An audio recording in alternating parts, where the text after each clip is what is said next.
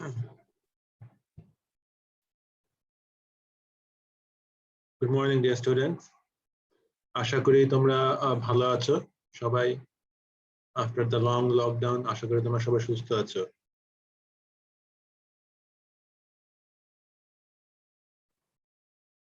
Last class A, if I am not wrong, আমরা মনে হয় এখানে শেষ করেছিলাম। Shape of the basin we were discussing. কেউ কিছু বলতে চাচ্ছো বলো? তোমরা তোমাদের অ্যাটেন্ডেন্স গুলো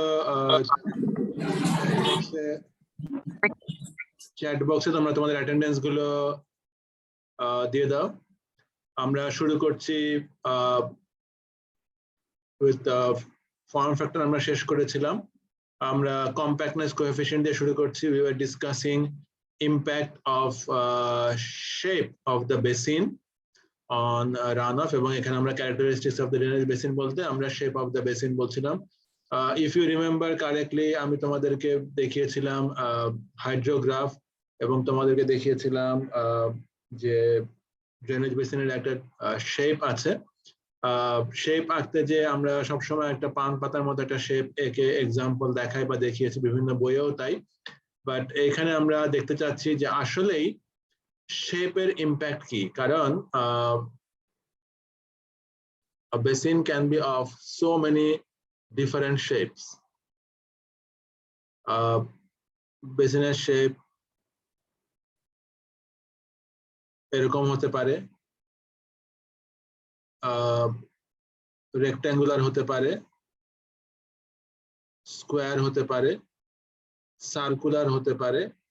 it can be actually different shape. যদি আমরা এই শেপটাকেই বেশিরভাগ বইয়ে বা আমরা এখানেও এক্সাম্পল হিসেবে দেখাই, but truly shape can be different shapes. এখানে কম্প্যাক্টনেস কোএফিসিয়েন্ট আমরা বলি P/C। P/C কি? যেখানে P হচ্ছে পেরিমিটার অফ দ্য বেসিন, অর্থাৎ এই যে চারপাশের যে একটা বেসিনের এক সেকেন্ড,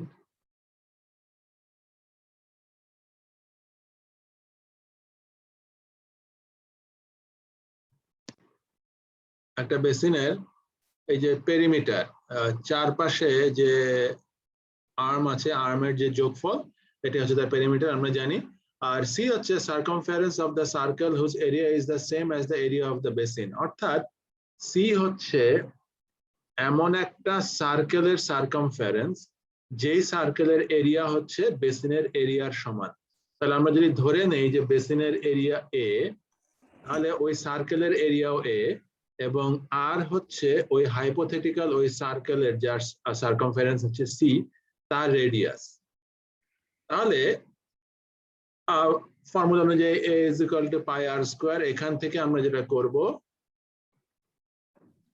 r কে আমরা এক্সপ্রেস করব in terms of a। তাহলে circumference which is 2 pi r এটাকে আমরা এক্সপ্রেস করব in terms of a এবং P/C যেটা আমরা ওই c এর জায়গায় আমরা এই 2√a pi বসিয়ে দিব এবং বসিয়ে দিয়ে আমরা এই এক্সপ্রেশন পাবো। এই এক্সপ্রেশন হচ্ছে কম্প্যাক্টনেস কোএফিসিয়েন্ট। অর্থাৎ কম্প্যাক্টনেস কোএফিসিয়েন্টে দেখো ফাইনালি কি কি প্যারামিটার আছে, একটা হচ্ছে পেরিমিটার অফ দ্য বেসিন আর একটা হচ্ছে এরিয়া অফ দ্য বেসিন। অর্থাৎ এমন দুইটা প্যারামিটার যেই দুইটা প্যারামিটার আমরা ফিজিক্যালি মেজার করতে পারি। অর্থাৎ আমাদেরকে যদি যে কোনো শেপের একটা এরিয়া দেওয়া হয় তাহলে আমরা সেই এরিয়ার P/A মেজার করতে পারি। এখন তোমাদের মনে হতে পারে যে এরকম একটা শেপের এরিয়ার কি করে আমরা পেরিমিটার বের করব এবং এরিয়া বের করব। এটা তোমরা অলরেডি সার্ভে থেকে জানো, ইররেগুলার শেপের এরিয়া বা পেরিমিটার কি করে বের করতে হয়, ডিফারেন্ট মেথডস তোমাদেরকে অলরেডি পড়ানো হয়েছে। আর এখন সত্যি কথা বলতে কি, দেয়ার আর GIS tools, geographic information system tools, যেটা দিয়ে আমরা যে কোনো শেপের এরিয়া বা পেরিমিটার আমরা বের করতে পারি just in a click. Cat software আছে, সেটা তোমরা জানো, সেখান থেকেও আমরা এরিয়া পেরিমিটার বের করতে পারি যদি সেটা ক্লোজড পলিগন হয়। নেক্সট টপিক হচ্ছে computation of run off. So far we were interested about the characteristics of the run off, if you remember correctly, তোমাদেরকে দেখাই আমরা এই পর্যন্ত কি পড়ে এসেছি। আমরা এই পর্যন্ত পড়ে আসছি ফ্যাক্টরস এফেক্টিং রান অফ, অর্থাৎ রান অফ কোন কোন ফ্যাক্টরের উপরে নির্ভর করে সেটা আমরা পড়ে আসছি। Now we want to enter the real runoff, অর্থাৎ computation of run of. Computation of run of মানে calculation of run of. Calculation of run of এর নিচেই লেখা আছে rational method. To be honest, there are a number of methods used by engineers to calculate runoff. তোমরা জেনে রাখো খুব clearly, কারণ পরীক্ষায় অনেক সময় কোয়েশ্চেন আসলে তোমরা কনফিউজড হও। এই অনেকগুলো মেথডের মধ্যে রেশনাল মেথড হচ্ছে একটা মেথড, কিন্তু আমরা এখানে সেই একটা মেথডই আমরা পড়ব, কারণ একটা মেথডের মাধ্যমে আমরা তোমাদেরকে দেখাবো যে রান অফ কি করে ক্যালকুলেট করতে হয়। এখন কোয়েশ্চেন হতে পারে রেশনাল মেথড আমরা একটা মেথড আমরা কেন পড়ছি, রেশনাল মেথড আমরা কেন পড়ছি? রেশনাল মেথড আমরা এই জন্য পড়ছি কারণ rational method is a popular choice for storm sewer analysis. Storm sewer analysis কি?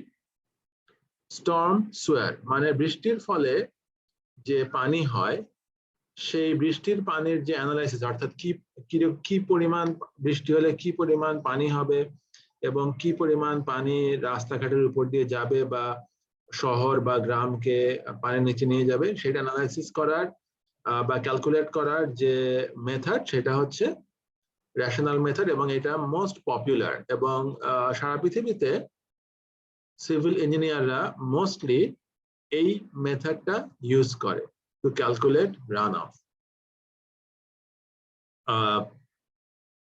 Just a moment.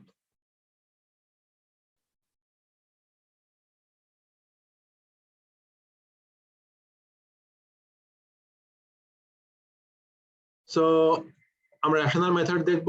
এখানে দেখি আমরা আরেকটু এরপরে কি কি বলা আছে। is an intensity based rainfall method, meaning that it can be used to predict peak flow. Rational method কেন এত পপুলার বা কেন সারা পৃথিবীতে ইঞ্জিনিয়াররা রেশনাল মেথড ইউজ করে? তার কারণ হচ্ছে রেশনাল মেথড খুব সিম্পল মেথড। তো সিম্পল মেথড কি?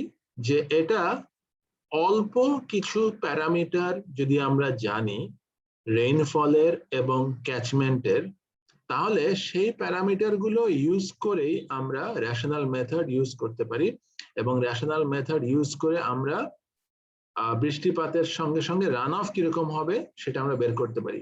Please remember, rational method use করার উদ্দেশ্য হচ্ছে রান অফ ক্যালকুলেট করে, এবং আমাদের এই টপিকটাই হচ্ছে কম্পিউটেশন অফ রান অফ। সুতরাং what are we going to get?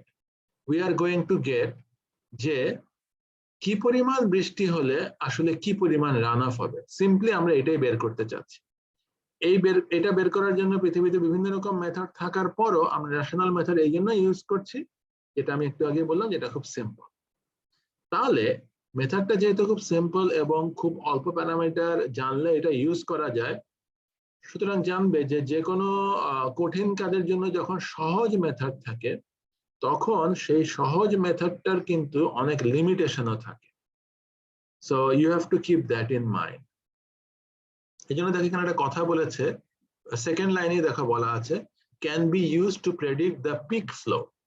Pick flow মানে কি? তোমাদের মনে আছে আমরা হাইড্রোগ্রাফ দেখেছিলাম। হাইড্রোগ্রাফ ছিল এরকম, এইদিকে ছিল কিউ, এইদিকে ছিল টাইম, এইখানে ছিল রেইনফল ইভেন্ট। রেইনফল ইভেন্ট হলে এইখানে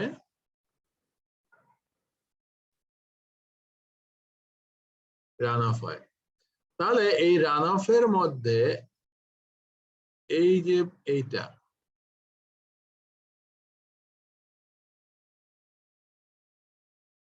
এটা হলো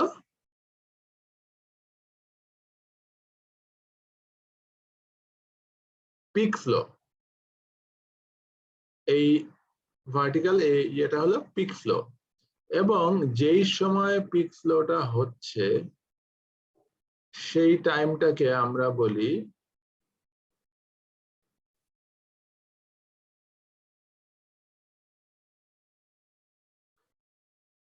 এই যে হাইড্রোগ্রাফ আছে, এই হাইড্রোগ্রাফ, এই কমপ্লিকেটেড হাইড্রোগ্রাফের মধ্যে রেশনাল মেথড আমাদেরকে কি দেয়? আমাদেরকে শুধু দেয় কিউপি এর ভ্যালুটা কত হবে। আমি তোমাদেরকে দেখাই, খুব সিম্পল ইকুয়েশন। এই যে একটা ইকুয়েশন আছে, এটাই হলো রেশনাল মেথড, অর্থাৎ Q is equal to K I C A. So K I C A কি আমরা একটু পরে দেখছি, কিন্তু এই আই সি এ, এই তিনটা প্যারামিটার, কে হচ্ছে একটা কোএফিসিয়েন্ট, ফ্যাক্টর অফ প্রপোর্শনালিটি, এই তিনটা প্যারামিটার জানলে আই সি আর এ, তার মধ্যে কিউ হচ্ছে পিক ডিসচার্জ, যেটা আমরা ওই এই ইকুয়েশন থেকে পাবো। ওই আমি গ্রাফে ওটা কিউপি লিখেছি। এ হচ্ছে area of the catchment, I হচ্ছে ইন্টেন্সিটি অফ রেইনফল, আর সি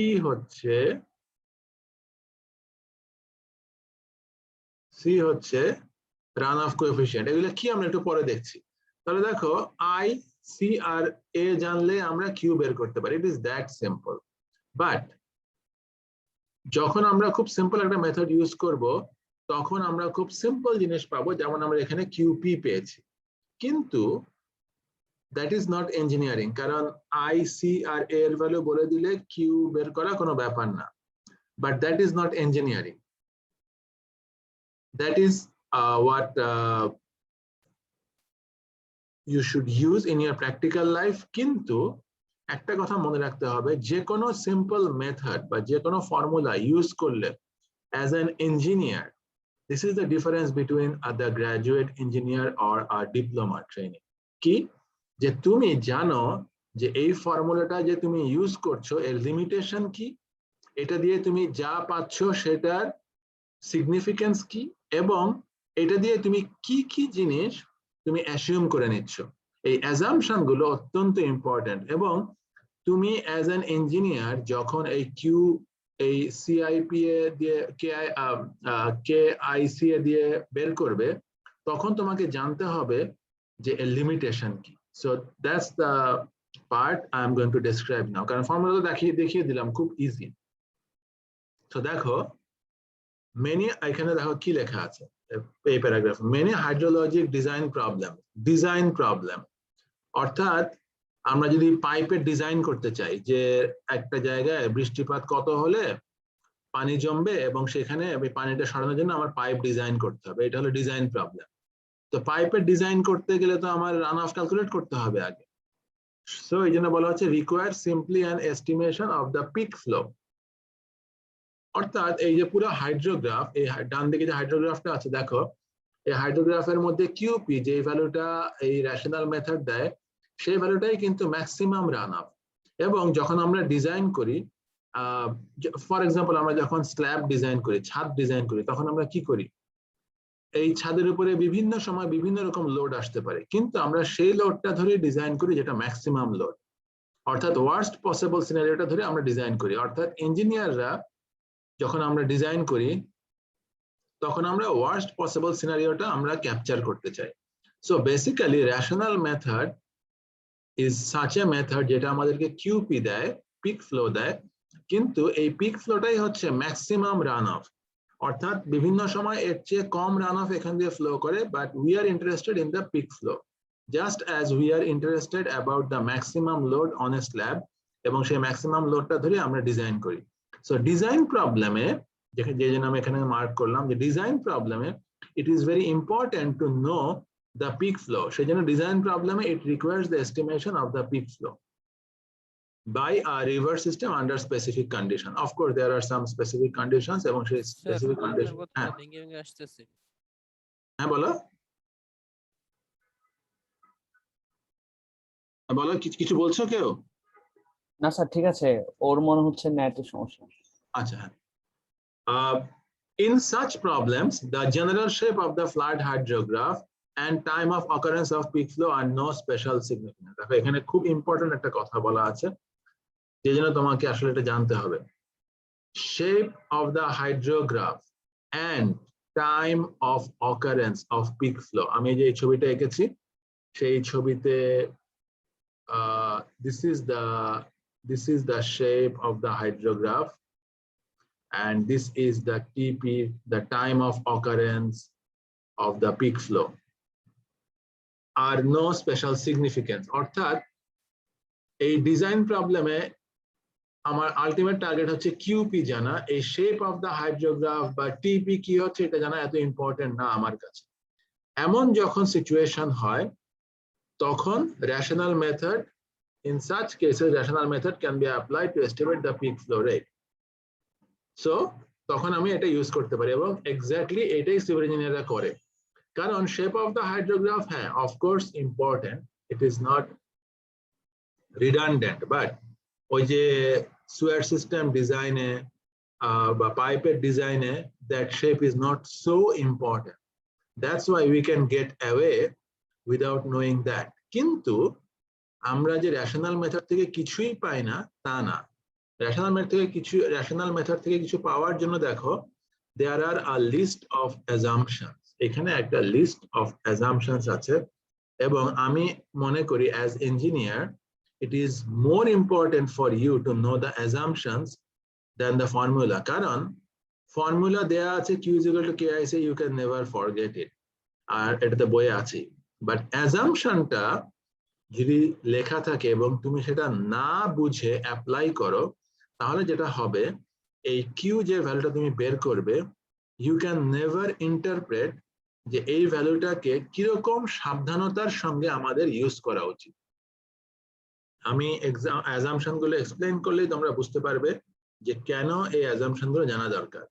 দেখো প্রথম অ্যাজাম্পশন কি, এখানে এটা কিন্তু অ্যাজাম্পশন, অর্থাৎ অ্যাজাম্পশন মানে আমরা ধরে নিচ্ছি যে এই জিনিসগুলো ঘটে।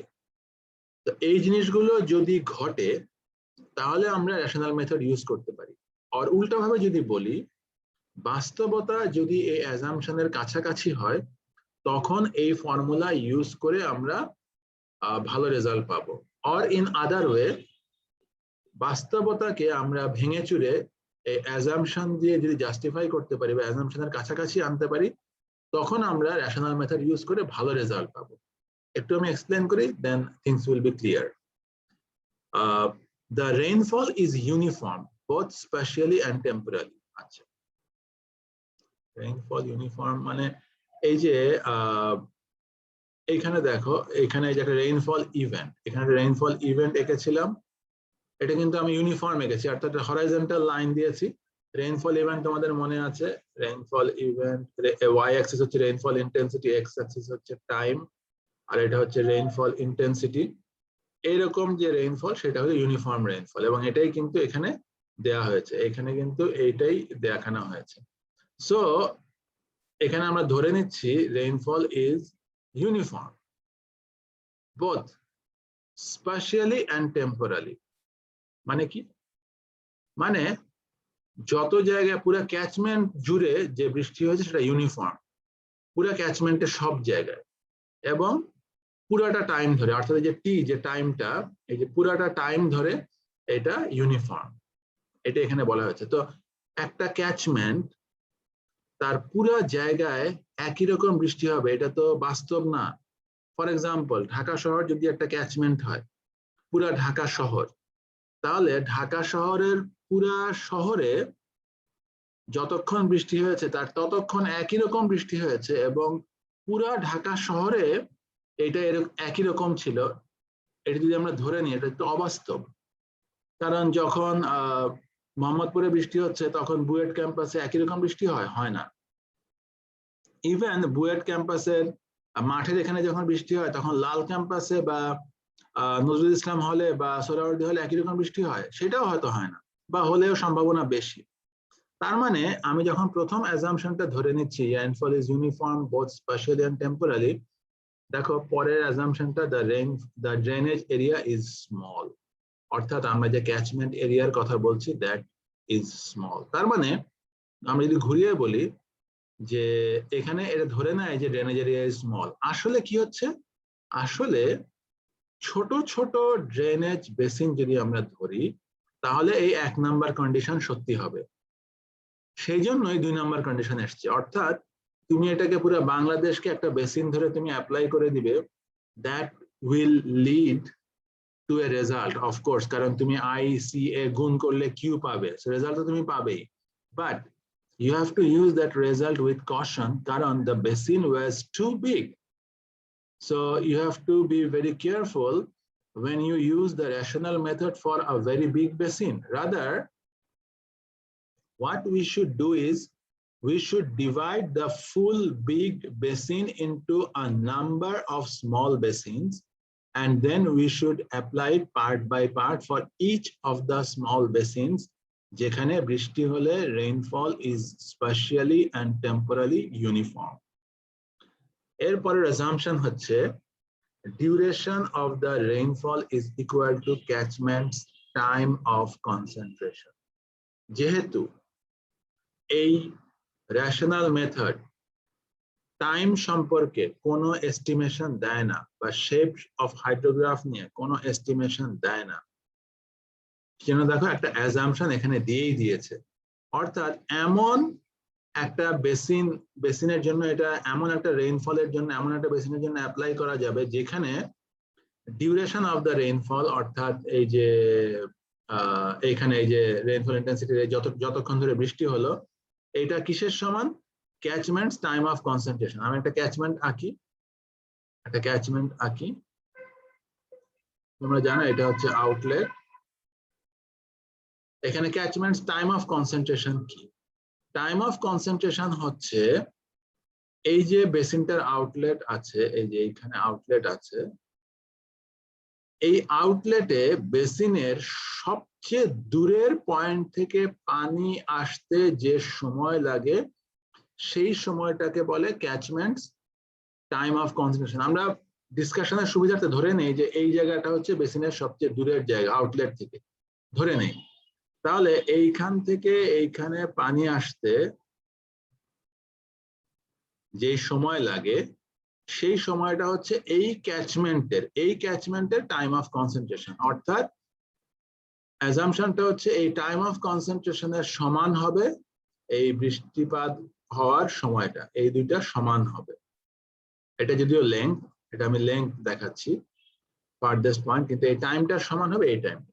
সো এইটা দিয়ে কত বড় বেসিনের জন্য আমরা কত বড় ডিউরেশনের রেইনফল ইউজ করতে পারবো এটা বেঁধে দেওয়া হলো, অর্থাৎ দুইটাকেই ছোট করে রাখা হলো। এরপরে হচ্ছে assumption peak flow occurs when the entire catchment area is contributing, অর্থাৎ দেখো একটা ক্যাচমেন্টে যখন বৃষ্টি হয় তখন ক্যাচমেন্টের বিভিন্ন জায়গা থেকে পানি আসতে থাকে, রাইট? ক্যাচমেন্টের বিভিন্ন জায়গা থেকে পানি আসতে থাকে এবং আমরা এই হাইড্রোগ্রাফের টিপি ভ্যালুটা কিন্তু আমরা এই রেশনাল মেথড থেকে পাই না, এটা আমরা প্রথমেই বলেছি। সুতরাং এই টিপি কে অ্যাসিউম করার একটা অ্যাজাম্পশন এখানে দিয়ে দেওয়া হলো যে এই পিক ফ্লো হবে, অর্থাৎ টিপি হবে তখন যখন পুরা ক্যাচমেন্ট এই আউটলেটে কন্ট্রিবিউট করছে পানি, এবং একটা ক্যাচমেন্ট কখন কন্ট্রিবিউট করে সম্পূর্ণ ক্যাচমেন্ট, যখন ক্যাচমেন্টের এই আউটলেট থেকে সবচেয়ে দূরের যে পয়েন্ট সেই দূরের পয়েন্ট থেকে পানি এই ক্যাচমেন্ট দিয়ে পাস করা শুরু করে, তখনই এই হোল ক্যাচমেন্ট কন্ট্রিবিউট করে, কারণ সবচেয়ে দূরের পয়েন্ট থেকে পানির ড্রপটা আউটলেটে আসতে সবচেয়ে বেশি সময় নেবে। তার আগে ক্যাচমেন্টের অন্যান্য যে পয়েন্ট আছে সেখান থেকে কিন্তু পানি এই আউটলেট দিয়ে পাস করা শুরু করবে।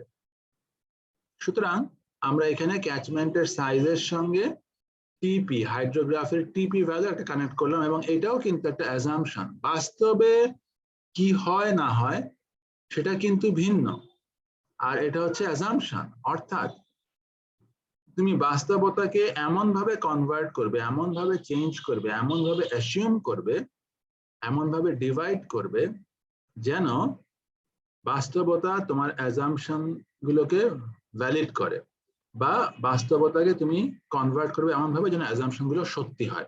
তার মানে অনেক বড় ক্যাচমেন্ট এরিয়া থাকলে তুমি সেটাকে ভেঙে ছোট করবে, সো দ্যাট সেখানে রেইনফল টেম্পোরারি এবং স্পেশালি ইউনিফর্ম থাকে। তারপরে যেন duration of the rainfall, catchment's time of concentration হয়, ক্যাচমেন্টটা এমন ভাবে ধরবে যেন এটা সত্যি হয়, তারপর এমন ভাবে ধরবে যেন এবং এমন রেইনফলের জন্য এটা অ্যানালাইসিস করবে যেন peak flow occurs when the entire catchment area is contributing. I hope you can understand what I am trying to say. কারণ এগুলো হচ্ছে অ্যাজাম্পশন, এবং অ্যাজাম্পশন গুলো কি করে ইউজ করতে হবে সেটা আমি তোমাদেরকে এক্সপ্লেইন করছি। লাস্ট যে অ্যাজাম্পশনটা আছে এটা আমি একটু পরে এক্সপ্লেইন করছি, আর একটু এগিয়ে নিই তারপরে আমি এক্সপ্লেইন করছি।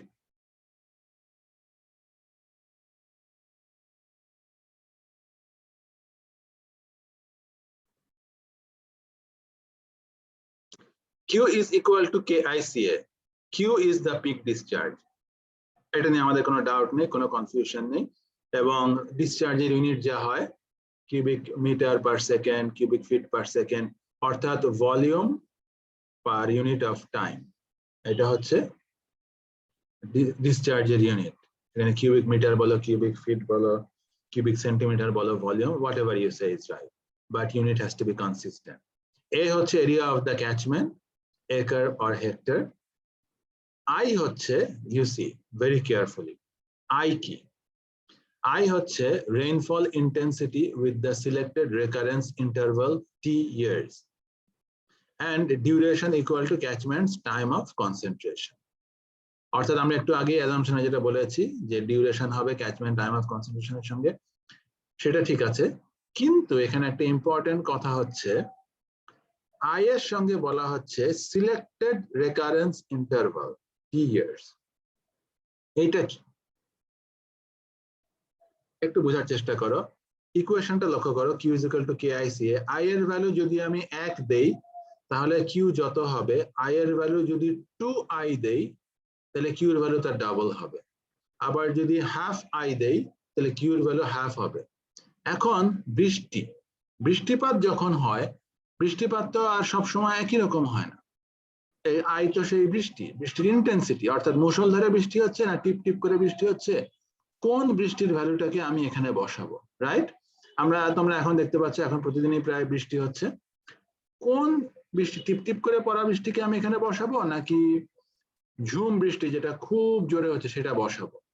This is a big question. কারণ বৃষ্টি কম হোক বেশি হোক, অর্থাৎ আই বেশি হোক কম হোক, আমি আই এর ভ্যালু বসে কিউ এর ভ্যালু পাবো।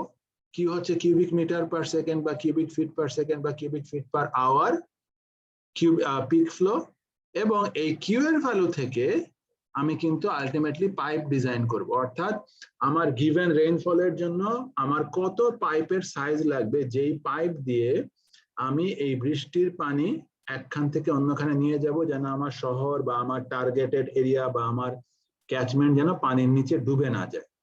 এখন এই পাইপের ডিজাইন যখন আমি করব এই কিউ ইউজ করে, এবং এই কিউ বের করব আমি আই ইউজ করে, এখন আমি আই এর অনেক ভ্যালু ইউজ করতে পারি, কিন্তু পাইপ তো আমি একবারই বসাতে পারবো, রাইট? সো আমাকে এমন একটা আই এর ভ্যালু নিতে হবে যে আই এর ভ্যালুটা রিপ্রেজেন্টেটিভ ফর ডিজাইন। কারণ আই বিভিন্ন সময় বিভিন্ন রকম হোক না কেন, কিউ যেহেতু আমি একবার বের করে একবার আমি পাইপ ডিজাইন করতে পারবো, so we have to be very judicious in calculating the value of Q, and rather we should be very careful considering the value of I. এরপরে দেখো আমি একটা ছোট্ট দেখো এখানে এঁকেছি আমি, এটা কি, এটা আমি বোঝানোর চেষ্টা করেছি যে বিভিন্ন বছর, আমি যদি এখানে বছর আঁকি, ধরো 2000 থেকে 2020 পর্যন্ত বা 2050 পর্যন্ত আমার কাছে আই এর ভ্যালু আছে। আমার কাছে অ্যাকচুয়ালি 1950 থেকে আই এর ভ্যালু আছে, মেট্রোলজিক্যাল ডিপার্টমেন্ট আই এর ভ্যালু আছে। তো প্রত্যেক বছর আই এর একটা ম্যাক্সিমাম ভ্যালু ছিল প্রত্যেক বছরে, সেই বছরের জন্য। সেই ম্যাক্সিমাম ভ্যালু গুলোকে আমি একটা গ্রাফ পেপারে আঁকলাম, আই ম্যাক্স গুলোকে। আঁকার পরে আমি এমন একটা আই এর ভ্যালু নিব that occurs once in t years. এই টি কি? এই টি হতে পারে 20, 40, 50 এরকম। এখন এটা কি, অর্থাৎ এই টি হচ্ছে রিটার্ন পিরিয়ড, টিটাকে বলে রিটার্ন পিরিয়ড, অর্থাৎ টি যদি 20 বছর হয়, ল্যাঙ্গুয়েজটা এরকম যে টি যদি 20 বছর হয় অর্থাৎ রিটার্ন পিরিয়ড যদি 20 বছর হয়, তাহলে সেই আই এর ভ্যালুটা এমন আই যেটা 20 বছরে একবার হয়। যদি টি 40 হয় তাহলে এটা এমন আই এর ভ্যালু যে 40 বছরে একবার হয়। টি যদি 50 ইয়ার্স হয় তাহলে সেটা এমন আই এর ভ্যালু যেটা 50 বছরে একবার হয়। অর্থাৎ এই যে আমরা বলছি এখানে I is equal to rainfall intensity with selected recurrence interval T years, এটাই হলো তার মিনিং। অর্থাৎ T 20 হলে rainfall intensity with recurrence interval of 20 years, T যদি 40 বছর হয় rainfall intensity with recurrence interval of 40 years। এখন তোমরা বলো রেকারেন্স T যদি 20 হয় তাহলে যে I এর ভ্যালু হবে, আর T যদি 50 হয় যে I এর ভ্যালু হবে, কোনটা বেশি?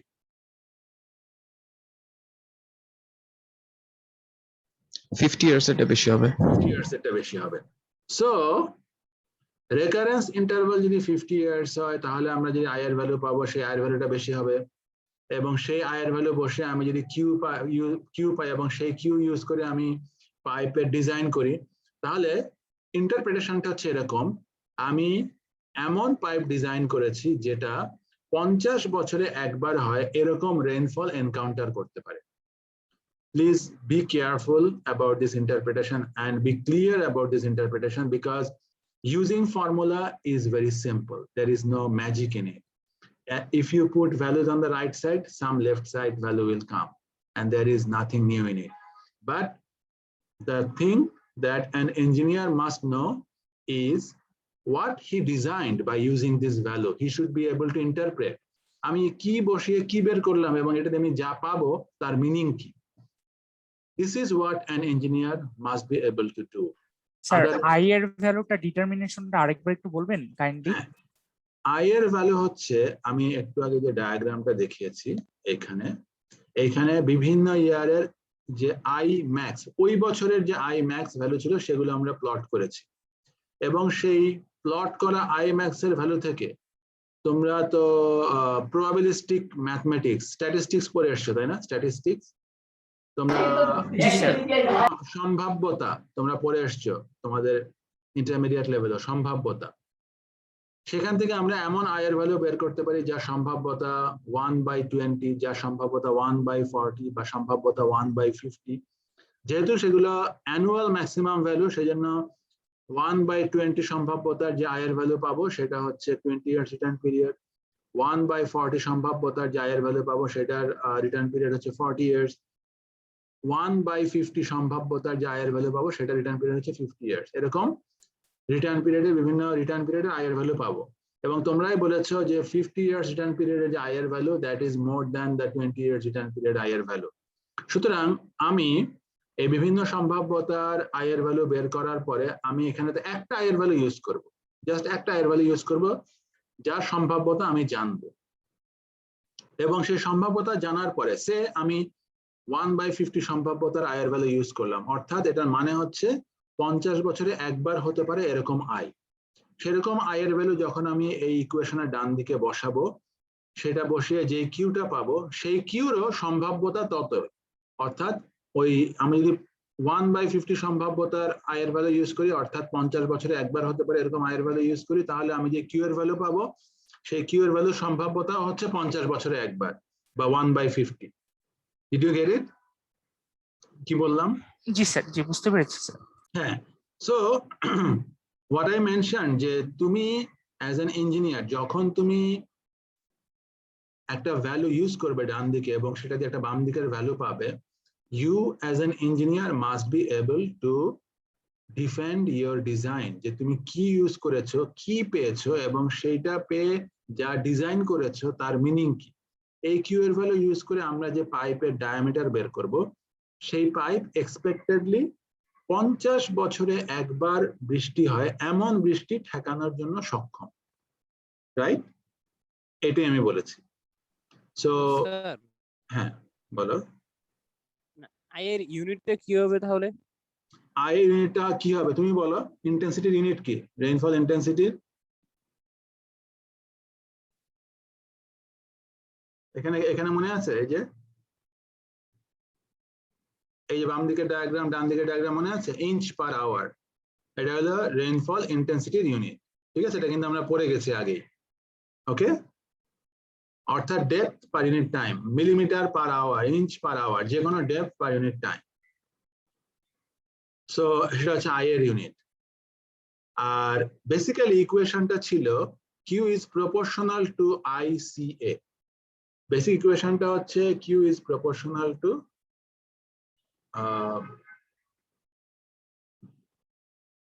Q is proportional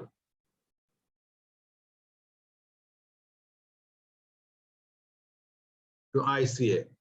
এই প্রপোর্শনাল সাইনটাকে উঠানোর জন্যই কিন্তু কেটা এসছে,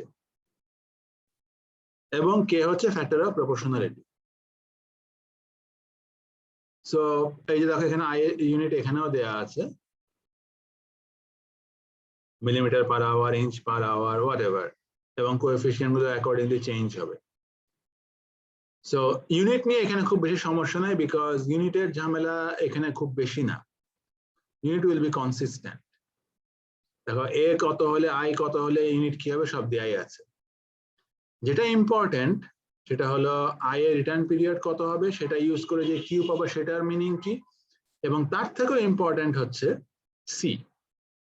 সি হচ্ছে কোএফিসিয়েন্ট অফ রান অফ, এটা এখানে দেয়া আছে। এটা কি, it depends on the type of the area, soil condition, soil coverage, storage, depression, etcetera. এবং সি এর একটা টেবল নিচে দেয়া আছে, রান অফ কোএফিসিয়েন্ট। আমি তোমাদের খুব সহজ করে বলে দিচ্ছি, run of coefficient may vary from 0 to 1. Run of coefficient যদি 1 হয় তাহলে 100% রান অফ হবে বৃষ্টির পরে, আর রান অফ কোএফিসিয়েন্ট যদি 0 হয় তাহলে 0% রান অফ হবে বৃষ্টির পরে। So this are the extreme values. Now you can imagine কোন ধরনের সারফেস হলে 0 রান অফ হতে পারে এবং কোন ধরনের সারফেস হলে 1 হতে পারে। সো 0 হতে পারে থিওরিটিক্যালি এমন সারফেস যেখানে বৃষ্টি পড়ার সঙ্গে সঙ্গে 100% পানি ইনফিল্ট্রেশন হয় এবং কোনো রান অফ হয় না, সেটা হচ্ছে 0। যেটা প্র্যাকটিক্যালি পাওয়া কঠিন যে 100% ইনফিল্ট্রেশন হবে, but that is the theoretical interpretation. আর 1 হবে যখন 100% রান অফ হবে, অর্থাৎ কোনো ইনফিল্ট্রেশন হবে না। এই জন্য দেখো এখানে একটা টেবল দেয়া আছে, এই টেবলে 3টা কলাম আছে। প্রথম কলাম হচ্ছে এরিয়া টাইপ এর ডেসক্রিপশন এবং লাস্টে সি এর ভ্যালু।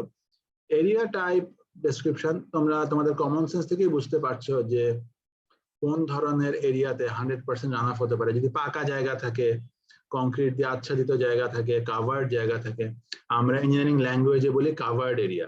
অর্থাৎ কাভার্ড এরিয়া মানে যেখানে আচ্ছাদিত, অর্থাৎ যেখানে রান অফ অনেক বেশি হবে, সেখানে run of will be close two 1। আর যেখানে ধরো স্যান্ড আছে বা ডিপ্রেশন আছে, সেখানে তো রান অফ হবে না, সেখানে তো পানিটা জমা থাকবে বা মাটির নিচে ইনফিল্ট্রেশন হয়ে চলে যাবে, সেখানে the C value will be close to 0. So that is the basic guideline. Basically, what I expect you to do is not to memorize these all values, but at least you should know the relative scale. যেমন ধরো এই যে pavement, এখানে দেখো pavement যেটা আমি বললাম covered area, দেখো run off is as high, যে asphalt, concrete যে covered area, concrete দিলে কি হবে, almost 0 রান অফের কাছে, 0 ইনফিল্ট্রেশনের কাছাকাছি হবে। So almost all the water will be going through runoff, even though we assume যে এখানে ইনফিল্ট্রেশন 0 হবে, but actually some amount infiltrates, very small amount. অনেকক্ষণ বৃষ্টি হলে কংক্রিটের ভিতর দিয়ে সোক করে কিছু পানি, so that amount goes under or retained by concrete. দেখো ব্রিক থেকে তার চেয়ে একটু কম রান অফ হয়। ইন্ডাস্ট্রিয়াল এরিয়া, লাইট ইন্ডাস্ট্রিয়াল এরিয়াতে দেখো 80% run of, 90% run of heavy industrial এরিয়াতে। তারপরে লন বা এগুলোতে দেখো স্টিপ স্লোপ যদি হয় তাহলে রান অফ বেশি হয়, যদি স্লোপ কম হয় একটু ফ্ল্যাট হয়, ফ্ল্যাট স্লোপ হলে কি হয়, পানি বেশিক্ষণ আটকে থাকে। সো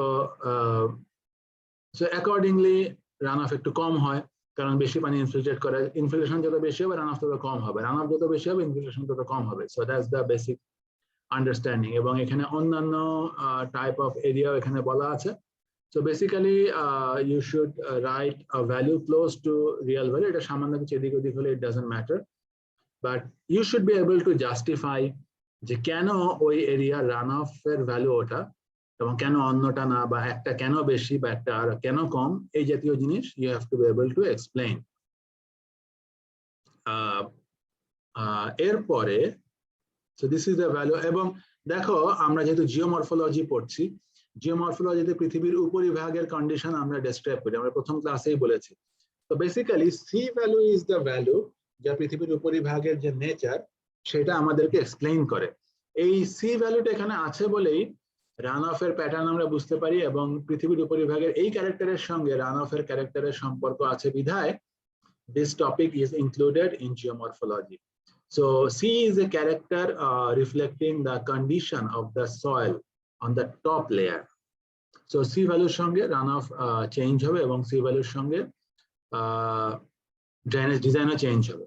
এখানে দেখো আমি তোমাদেরকে সব সময়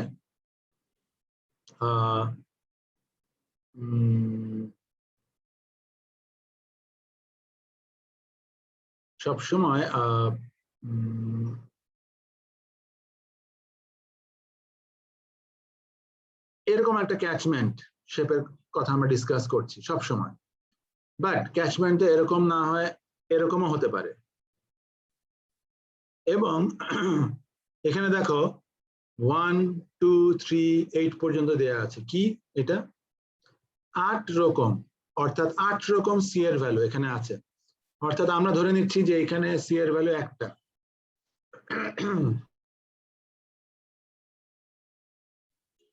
বাট বাস্তবে সি এর তো 8 রকম ভ্যালু থাকতে পারে একটা জায়গার মধ্যে, একটা ক্যাচমেন্টের মধ্যে, এটাই তো বাস্তব। আমরা যখন বুয়েট ক্যাম্পাস ধরি, এখানে কোথাও পার্কিং আছে, কোথাও মাঠ আছে, কোথাও রাস্তা আছে, কোথাও বিল্ডিং আছে, এরকম কত রকম জায়গা আছে, কত রকম সি এর ভ্যালু আছে, কোথাও ক্লে আছে, কোথাও স্যান্ড আছে। সো এখানে 8 রকম সি এর ভ্যালু মানে C1 to C8। এরকম যদি থাকে তাহলে আমি এই KICA তে কোন সি এর ভ্যালু বসাবো, এটা এখানে সলভ করে দেওয়া আছে যে সি এর ভ্যালু আমার কি করে বের করতে হবে। এটাকে বলে weighted method, weighted average method. অর্থাৎ সি এর ভ্যালুর উপরে আমি যেখানে সি এর ভ্যালু 1 সেখানে এ কে আমি ধরছি A1, যেখানে সি এর ভ্যালু 2 আমি ধরছি A2, সি এর 3 A3, সি যেখানে 8 আমি ওই এরিয়াটাকে ধরছি A8। এটা যদি ধরি তাহলে আমরা 8 রকম সি পাচ্ছি C1 to C8, এবং তার সঙ্গে করেসপন্ডিং 8 রকম এ পাচ্ছি A1 to A8। তাই যদি হয় তাহলে এই পুরো ক্যাচমেন্টের এই সি কত হবে, এই ক্যাচমেন্টের সি কত হবে সেটা বের হবে এই ফর্মুলা দিয়ে। 8 রকম এরিয়া থেকে এবং 8 রকম সি এর থেকে আমরা এটা বের করতে পারবো। অর্থাৎ C1A1 plus C2A2 plus C3A3 plus ... plus C8A8 divided by A1 plus A2 plus A3 up to A8. That is called weighted average method, অর্থাৎ different টাইপের এরিয়া থাকলে, different টাইপের runoff coefficient থাকলে this is the way to find the value of C. Sir এখানকার A1 A2 এগুলো কোথাকার area, ক্যাচমেন্টের কোন portion? এখানে এরিয়া হচ্ছে A1 হচ্ছে সেই এরিয়া যার সি এর ভ্যালু হচ্ছে C1, A2 হচ্ছে সেই এরিয়া যার সি এর ভ্যালু হচ্ছে C2। অর্থাৎ পুরো ক্যাচমেন্টকে আমি সি এর ভ্যালুর উপরে বেস করে আমি 8টা ভাগে ভাগ করেছি।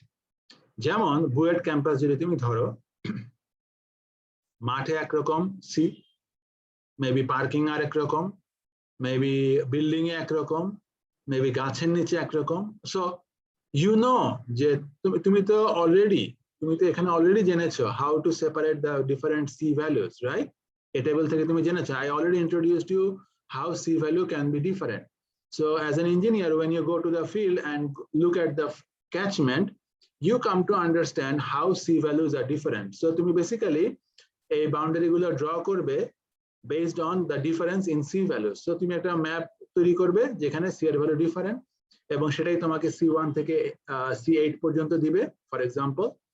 এবং তখন তুমি C1 এর এরিয়াটাকে A1 বলবে, C4 টাকে A4 বলবে, C5 টাকে A5 বলবে, অ্যান্ড সো অন। এবং এভাবে করে পুরা ক্যাচমেন্টের যে আউটলেট দিয়ে যে পানিটা বেরোচ্ছে, যে রান অফটা বেরোচ্ছে, যে কিউটা বেরোচ্ছে, সেই কিউটা বের করার জন্য পুরা ক্যাচমেন্টের ওয়েটেড অ্যাভারেজ সি ভ্যালু এই ফর্মুলা দিয়ে বের করবে, because you know all the respective values of C and their corresponding A values. এবং তুমি C1 A1 যদি জানো, C2 A2 জানো, C8 A8 জানো, তাহলে তুমি এই ফর্মুলা ইউজ করে ইজিলি এই পুরা ক্যাচমেন্টের সি এর ভ্যালু বের করতে পারবে। এবং এই পুরা ক্যাচমেন্টের সি এর ভ্যালু ইউজ করে এই 8 রকম সি এর উপর দিয়ে যখন রান অফ আসবে, তখন সেই রান অফটা কত হবে সেটা বের করার জন্য এই কম্বাইন্ড সি বা ক্যাচমেন্টের সিটাকে ইউজ করবে। Okay, is it clear? Yes sir. আর তোমাদের ক্লাস কয়টা পর্যন্ত? 50 পর্যন্ত। 50, okay. So basically we finished up to this today. আজকে হলো